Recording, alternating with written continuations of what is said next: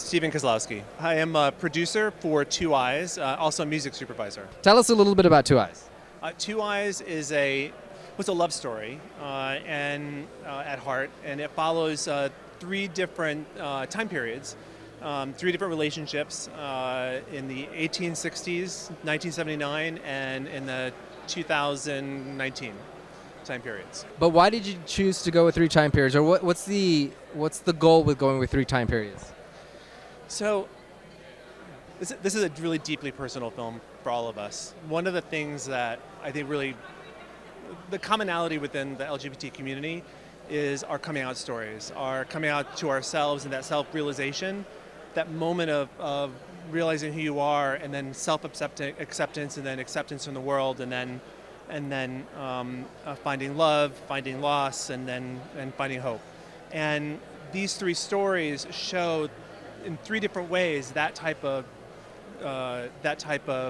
self-acceptance, that type of that experience, and it's timeless. That's the idea of it being in three different time periods.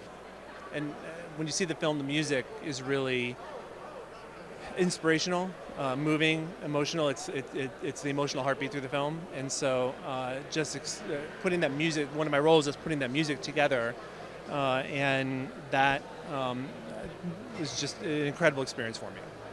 How does this film help people get to a better sense of understanding for themselves?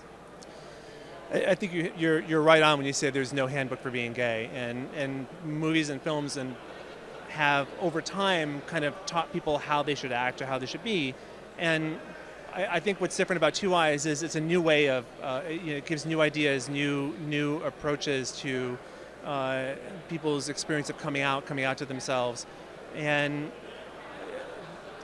people who may not have seen themselves and their lives reflected in a film before find something that reflects or they can touch on in their life with this film.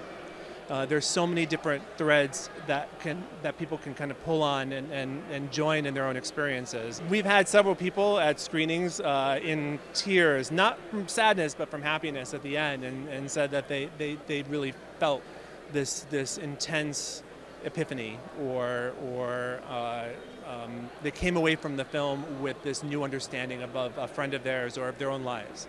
Some of the challenges of making the film: music, finding the right music. We really worked hard to, Ryan Casada's music's in the film. He's a fantastic trans musician. Nikane, who's a queer artist, their music's in the film.